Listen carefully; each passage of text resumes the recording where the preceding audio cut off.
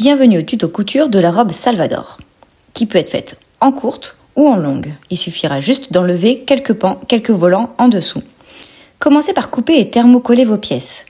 Si vous désirez faire une version courte, ne coupez que 5 volants et agrandissez le dernier volant de 10 cm.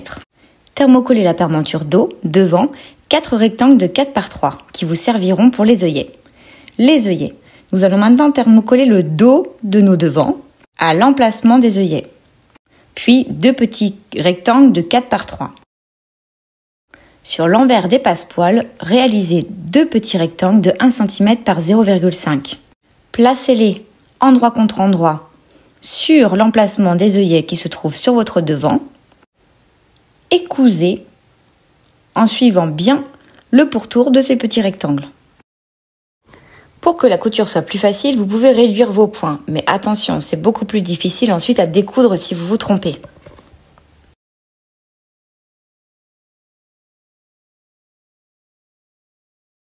Avec la pointe de vos ciseaux, coupez à l'intérieur du rectangle, au milieu, en vous arrêtant à 5 mm du bord, et ensuite coupez en direction des angles.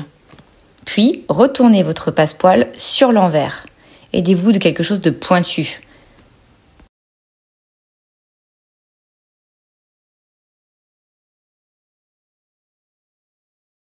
Plaquez au fer et nous allons ensuite faire une surpiqûre tout autour pour maintenir le passepoil en place.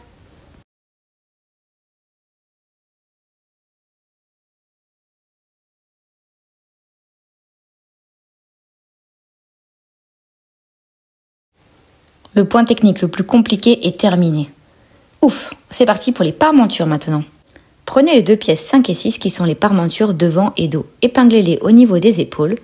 Faites une couture à 1 cm de marge de couture et on surjette. Après le surjet, plaquez-les sur les devants. On va maintenant surjeter tout le bord extérieur de la parementure. Laissons-la de côté pour pouvoir faire les pinces. Prenez votre patron devant et reportez les pinces avec un crayon effaçable ou alors une craie. Tracez-les et épinglez-les de telle sorte que les épingles ne vous empêchent pas de pouvoir coudre. Moi, je commence par le bord extérieur et j'épingle en rentrant dans ma ligne et en sortant dans la ligne de l'autre côté. Il y a plein d'autres techniques, mais c'est ma préférée. Faites une couture en commençant par un point d'arrêt à l'extrémité et laissez mourir votre point en laissant 10 cm de fil pour pouvoir faire des doubles nœuds.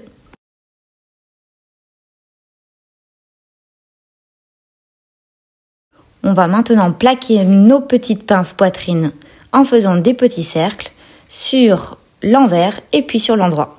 Assemblons maintenant les devants et les dos par les épaules. Une couture à 1 cm, surjetée et cette fois-ci on va plaquer les coutures vers le dos.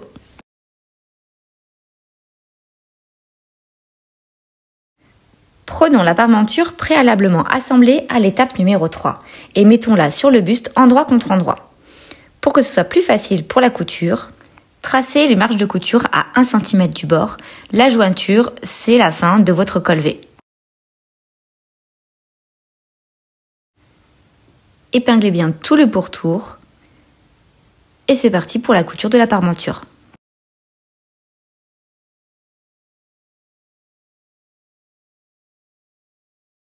Faites bien attention à ce que vos coutures soient bien l'une dans l'autre et vos marges bien plaquées à l'inverse l'une par rapport à l'autre. Cela vous enlèvera quelques surépaisseurs.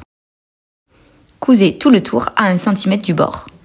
Une fois que c'est terminé, vous pouvez cranter vos angles. Crantez jusqu'à la pointe. N'hésitez pas à aller jusqu'à votre petit point de couture. Cela permettra que le V soit très joli. Et ensuite, on va cranter tout le tour. J'enlève un petit peu les marges.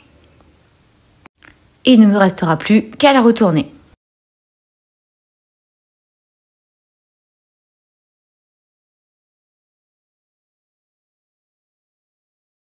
Poussez bien les angles avec vos doigts ou alors avec un objet un petit peu pointu. Roulez les coutures sous vos doigts et ensuite on va passer au fer à repasser. Si votre V n'est pas joli, vous pouvez cranter un tout petit peu plus.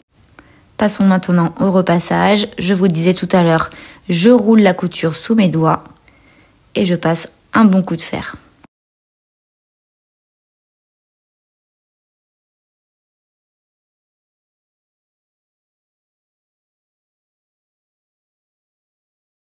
On va maintenant surpiquer la parmenture. La première surpiqûre à 1 cm du bord est facultative, mais moi j'aime bien, je trouve que ça fait très joli. Si vous n'êtes pas à l'aise au niveau des angles et au niveau du col V, vous pouvez très bien tracer cette couture avec un crayon, ce qui vous permettra de faire une finition très très jolie.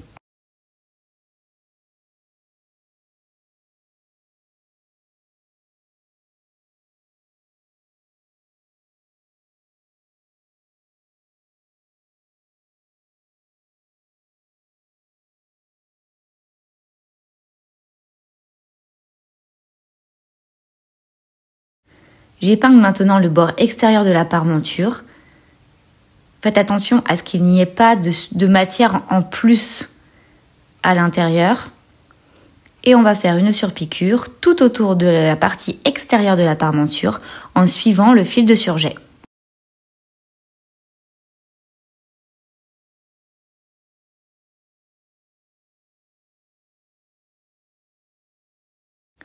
Et voilà, la parmenture est posée. Passons maintenant à la couture des côtés. Mettons le devant et le dos endroit contre endroit. On épingle, on les coud à 1 cm et on surjette.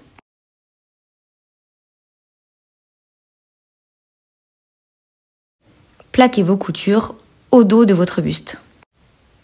Nous allons maintenant coudre la coulisse. C'est la pièce numéro 9 de votre patron et je commence par faire un trait à 1 cm du bord inférieur de la coulisse. Je la plaque au fer et ensuite je viens mettre les 2 petites extrémités endroit contre endroit en dépliant mon rentré de 1 cm et je couds. J'ouvre cette petite couture au fer à repasser et je viens mettre mon buste sur l'envers. La coulisse va venir se mettre telle qu'elle, envers contre envers. Pour que ce soit plus joli, découpez les bouts de passe-poil qui dépassent un petit peu et épinglez bien tout le tour de la coulisse. On va réaliser 2 coutures, une sur le bord pré-plié et une sur le bord franc. Faites une surpiqûre nervure sur le bord franc et une autre sur le bord pré-plié. Cela permettra de fermer la coulisse. La couture sur le bord pré-plié est une couture qui se verra. Essayez de vous appliquer et d'être toujours parallèle au bord franc.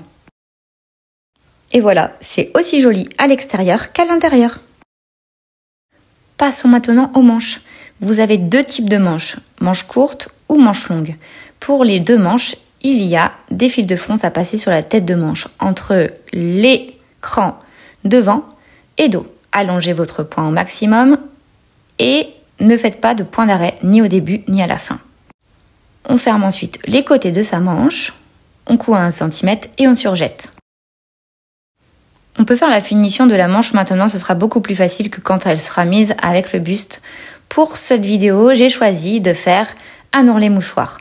Pour ce faire, je fais un pré-plié de 1 cm et je viens coudre nervure tout le long de ma manche. J'ai dégarni la marge de couture avec un ciseau bien aiguisé.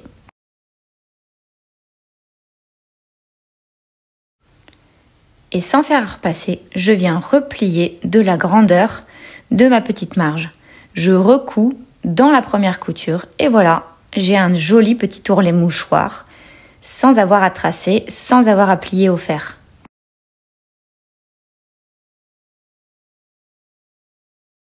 Je vais maintenant venir mettre mes manches endroit contre endroit en faisant correspondre l'écran et les coutures côté des manches et du buste. Je viens mettre la tête de manche, l'écran devant et dos et ensuite je tire mes fils de fronce et je viens répartir mes fronces tout le long de ma tête de manche.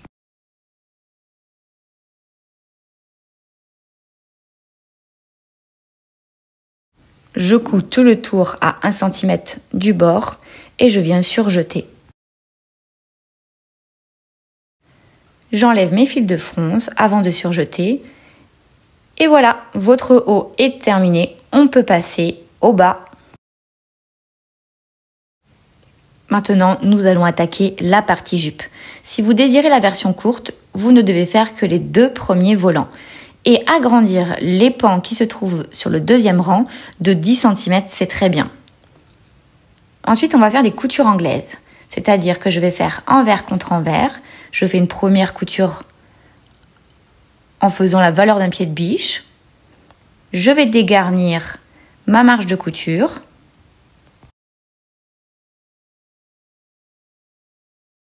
Et je vais replier mes pans endroit contre endroit. Je roule bien ma couture, je passe au fer à repasser et ensuite je refais une deuxième couture qui va enfermer ma marge de couture en faisant valeur d'un pied de biche également.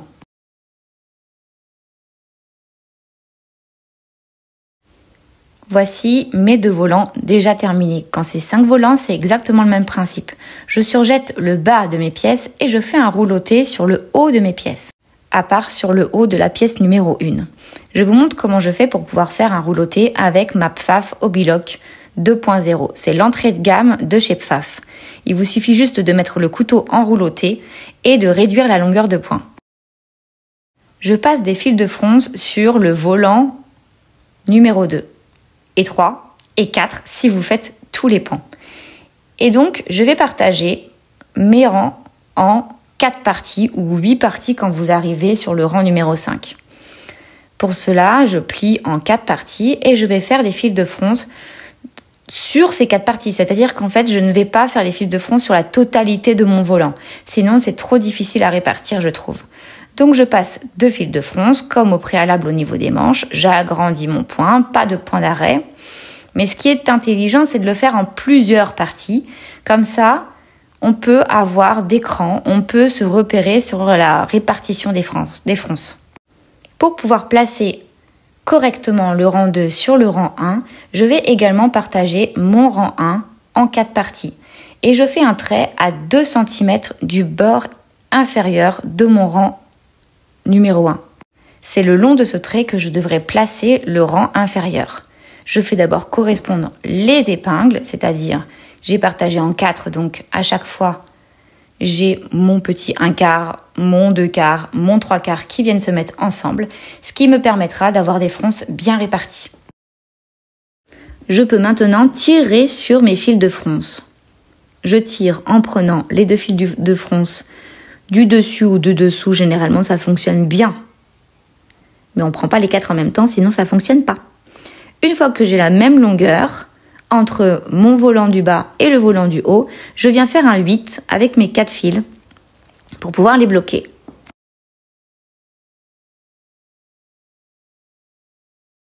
Je répartis ensuite mes fronces avec le doigt ou avec la tête d'une épingle.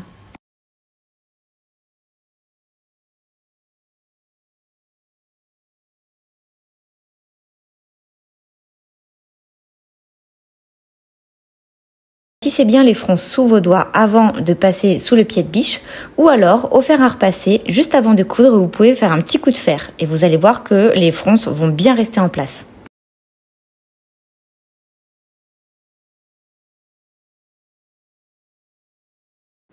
Enlevez vos fils de fronce et on peut maintenant fermer la jupe par le côté. Faites correspondre les coutures et les extrémités avant de pouvoir épingler le reste du côté de la jupe. Faites une couture à 1 cm et surjetez. On va maintenant froncer le haut de la jupe. Il y a un petit peu d'embu, donc on va le résorber avec quelques petites fils de fronce. Et oui, ça nous avait manqué. Partagez votre jupe en 4, ainsi que le buste. On va maintenant partager en 4 le buste afin de pouvoir faire correspondre nos quarts et nos milieux devant et milieu dos. On met donc la jupe endroit contre endroit dans le buste et ensuite on va tirer nos fils de fronce.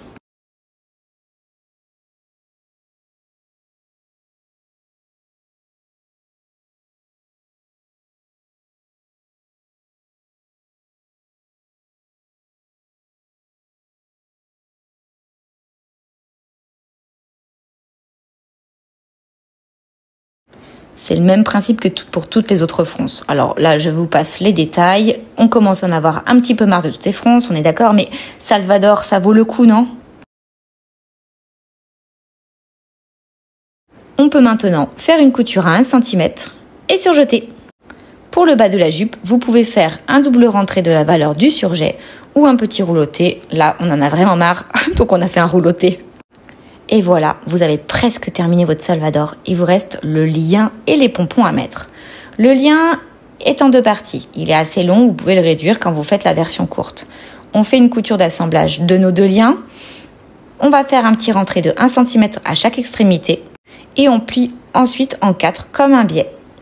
C'est assez long et si vous avez l'appareil à biais, c'est vraiment beaucoup plus pratique. Il nous restera à maintenir ce pliage en 4 par une petite couture nervure tout le long de notre lien. Ne faites pas la même bêtise que la mienne, ne mettez pas vos pompons tout de suite, sinon ça ne passe pas à l'intérieur des œillets. On va donc maintenant prendre une épingle à nourrice et venir glisser à l'intérieur des œillets et de notre coulisse notre petit biais préalablement fait. Vous pouvez aussi imaginer de mettre une cordelette. Et c'est maintenant que l'on met les pompons. Insérez-le dans l'extrémité non cousue de vos petits liens et faites une petite couture à la main. Et voilà, Salvador est terminé. Quelle beauté, quelle beauté, quelle beauté. N'hésitez pas à poster votre création et à nous taguer et à vous abonner à notre chaîne YouTube.